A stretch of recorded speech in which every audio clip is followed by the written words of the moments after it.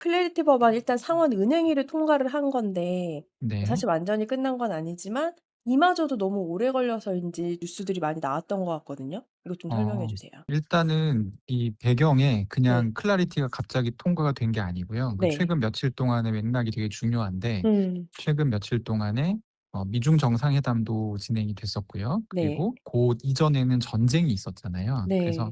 이 전쟁 과정에서 원유가 수급이 이제 원활치 않게 되는 문제들 때문에 물가가 되게 많이 올랐어요. 그래서 4 네. 월 CPI, PPI가 상당히 많이 오른 그 음. 결과를 가지고 사실은 클래리티 법안 통과라는 결과를 맞은 거고, 네. 그러니까 물가가 오르니까 이제 시중에서는 연준이 금리를 다시 올릴 수도 있다라는 불안감이 음. 좀 작용을 했겠죠. 네. 그래서 전일 같은 경우는 비트코인 가격이 78,000달러대까지 내려갔었고요. 네. 그리고 미국 상원에서 클래리티 네. 법안에 대한 마크업이 진행이 되는 5월 14 5월. 일에 네. 갑자기 부랴부랴 오르기 시작해서 거의 한 3% 정도가 올랐거든요. 네. 이제 그렇게 된 상승이라고 보시면 되고요. 그래서 음.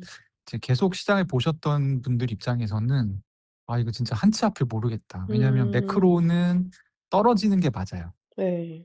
예. 미국 시장도 그렇고 크립토 시장도 그래요. 근데 음. 크립토 시장에는 클래리티라고 하는 호재가 있었기 때문에 네. 그나마 가격 방어가 된 거고, 미국 주식 시장 음. 같은 경우는 AI 이 주식들이 워낙 요즘에 강세였기 때문에 네. 다른 어떤 지수적인 하락을 방어를 해준 거죠. 약간 음. 고런 네. 모습으로 보시면 됩니다. 아 그러면 지금 이제 이게 전체 과정 중에서는 이제 어쨌든 남아 있잖아요. 네. 이제 어떤 과정들이 쪼끔 더 남아 있어요? 이 또한 또 시간이 오래 걸리긴 하겠죠? 네. 지금 상원에 한국으로 치면 이제 음. 상임위 통과를 한 거고요. 네. 그럼 이제 상원 표결을 해야 되잖아요. 그쵸. 근데 클래리티 법안 같은 경우는 2개 상임위에 관할되어 있어요. 그래서 음. 하나는 농업위원회라는 네. 곳이 있고 하나는 은행위원회인데, 어제 통과한 거는 은행위원회고 농업위원회는 이전에 통과가 됐었어요. 네. 그래서 이 각각 농업위, 은행위 이 안 2 개가 나왔잖아요. 이걸 네. 하나로 합치는 작업을 해야 됩니다. 근데 이 음. 과정은 이제 비공개로 진행이 되고요. 네. 요거를 진행하는 데 한 몇 주 정도 걸릴 것으로 보고 있어요. 그러면 인제 음. 대략 한 6월 정도에 상원 본회의에 상정이 될 거고요. 네. 어 필리버스터 없이 바로 통과하기 위해서는 60 표의 찬성표가 필요합니다. 근데 인제 음. 공화당 지금 의석 네. 수가 전부 다 해서 60 석이 안 되기 때문에 민주당 쪽에서 찬성을 좀 해 줘야 되는 그런 상황이에요. 음. 또 어제 3%가 오른 게 약간 네. 디테일하게 보자면 왜 올랐냐면, 지금 은행위의 구성 자체가 공화당 13 그리고 민주당 11 이에요. 그래서 음. 어차피 이렇게 당론으로 진행을 하게 되면 네. 은행이 통과는 어차피 확정적이었습니다. 음. 근데 이제 어제 표결이 어떻게 됐냐면 15대 9로 통과가 됐어요. 네. 그러니까 민주당에 있는 의원 둘이 찬성을 해준 거예요. 음. 이 얘기는 즉슨 60 표가 필요한 본회의 투표에 네. 요 두 표가 찬성표로 붙을 수 있다는 얘기잖아요. 그렇죠. 그래서 3%가 오른 겁니다. 음. 그래서 전체 기대했었던, 그러니까 클래리티 법안이 통과가 되게 됐을 때 비트코인이 얼만큼 오를 거냐. 네. 이 기대값 자체는 그거보다 더 큰데, 사실 어제 음. 그냥 상임위 통과 정도의 네. 뉴스였는데, 네. 사실 지금까지 굉장히 아주 첨예하게 대립을 해 왔거든요, 공화당 예. 민주당이. 근데 거기서 두 표가 돌아섰다라는 사실 때문에 3%가 오른 거니까, 음. 이게 인제 계속 시장을 보고 계셨던 분들 입장에서는 좀 다이나믹하게 느끼셨을 거고요. 그러면 이제 어떤 네. 내용인지 오랜만에 한번 요 법안에 대해서 좀 짚고 또 이어갈게요, 질문을. 클래리티 법안 같은 경우는 말 그대로 이 규제의 명확성을 결정을 하는 법안이라 보시면 되고요. 네. 미국 같은 경우는 이제 상품에 대해서는 상품선물거래위원회 CFTC에서 관할을 하게 돼 있고, 음. 증권에 대해서는 SEC 증권거래위원회에서 관할을 하게 되어 있습니다. 근데 디지털 자산 같은 경우는 이게 상품인지 증권인지가 명확하지가 않기 때문에, 네. 어떤 경우에는 SEC에서 관할을 하고 어떤 음. 경우에 CFTC에서 관할을 할지를 명확하게 나눠주는 법안이에요. 네. 근데 이렇게 통과가 길게 늘어졌던 이유는 음. 이 안에 들어가는 내용 중에 제3자 플랫폼에서 스테이블 코인을 사용하는 사람들한테 네. 이자 지급을 할 수 있게 하냐 없게 하냐, 요 쟁점이 굉장히 크게 작용했어요. 음. 그 제3자 플랫폼이라 하는 것은 스테이블 코인을 발행하는 곳이 아닌 지금 이제 대표적인 발행사는 미국의 서클이 있잖아요. 네. USDC라는 코인을 발행하는데 이 USDC라는 코인이 유통되는 플랫폼이 어딘고 하니 이제 코인베이스라고 하는 거래소에서 제일 많이 유통이 됩니다. 네. 그래서 이제 코인베이스가 제3자 플랫폼인 것이고요. 네. 코인베이스에 스테이블 코인을 예치를 하게 되면 지금 이자를 주게 돼 있어요. 근데 이 음. 이자를 거의 한 몇 퍼센트 정도 주거든요. 지금 네. 이제 요게 이제 그때그때 바뀌는데 이자는 조금씩. 네네. 근데 미국의 지금 예금 이자는 거의 0.5%, 그러니까 1%도 채 되지가 않아요. 음. 또 요 인제 이자율의 차이가 있기 때문에 이 부분을 규제하지 않으면 은행에 예금을 하는 사람들이 다 일로 몰려가서 돈을 넣지 않겠냐, 스테이블 네. 코인으로 바꿔서. 이 음음음. 이슈 때문에 그러니까 월가의 은행 어떤 이익 단체들, 네. 은행 연합체 이런 곳들에서 이의를 제기를 했고, 이의를 이제 민주당 쪽에서 받아 가지고 이거는 금지를 시켜야 된다. 이런 거 못하게. 음. 제3자 플랫폼에서 이자 지급할 수 없도록 해야 된다. 예, 라고 해서 이제 이게 사실 굉장히 늘어지게 음. 된 거죠. 이 법안 자체가 좀 시장에 그러면 이제 통과가 됐을 시에 네. 끼칠 수 있는 영향은 우리가 좀 예상해 볼 수 있는 것들은 뭐가 있어요? 일단 지금 초안 자체는 이자 지급을 못하게 하는 방식으로, 그러니까 네. 월가 은행들이 원하는 대로 됐어요. 음. 근데 이거를 못하게 되면 사실 디지털 자산을 전문적으로 다루는 어떤 플랫폼 기업들이 어떤 금융 상품을 새롭게 만들거나 네. 이런 플레이에는 상당히 좀 제약이 생깁니다. 네. 그래서 먹을 게 없는 소문난 잔치로 비유를 하고 싶은데요. 음. 아주 뭔가 새로운 엄청난 것들이 쏟아지진 않지만 네. 기본적으로 지금까지 미국에서 뭐 이 디지털 자산을 다루고 싶었었던 기업들 중에 규제가 명확하지 않아서 들어오지 못했던 기업들이 굉장히 많거든요. 근데 음. 그 기업들이 일거에 들어올 수 있게 되는 계기가 되는 것이죠. 그래서 네. 그런 측면에서 봤을 때는 파급력이 적지 않고요.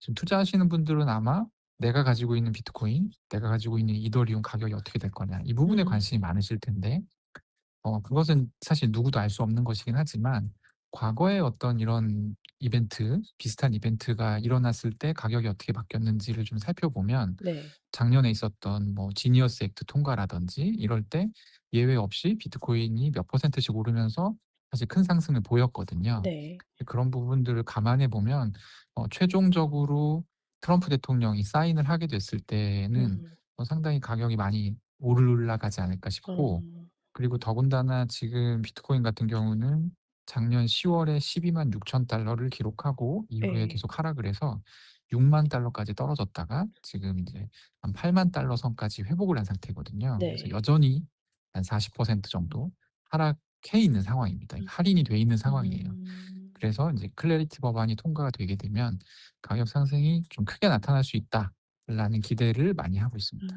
그래서 어찌 됐든 우리가 예상할 수 있는 확실한 상승 모멘텀 중에 하나는 되겠네요. 그쵸? 그렇죠. 네. 음. 그러니까 이게 예. 아주 솔직하게 말씀드리면 이 법이 통과되기 때문에 비트코인이 올라야만 하는 이유는 사실 없거든요. 네. 없는데 말씀하셨다시피 투자 시장에는 모멘텀이라는 게 이제 존재를 음. 하고 음. '이게 됐으면 지금 뭐 분위기가 이런 거 아니야?' 약간 이런 그 어떤 환기하는 역할을 분명히 하거든요. 네. 예. 그래서 이게 통과가 되게 된다라고 하면 기관 자금들도 좀 많이 들어올 수가 있고, 그런 음. 측면에서 좀 '견조한 상승이 있지 않을까.' 기대감이 음. 커지고 있습니다.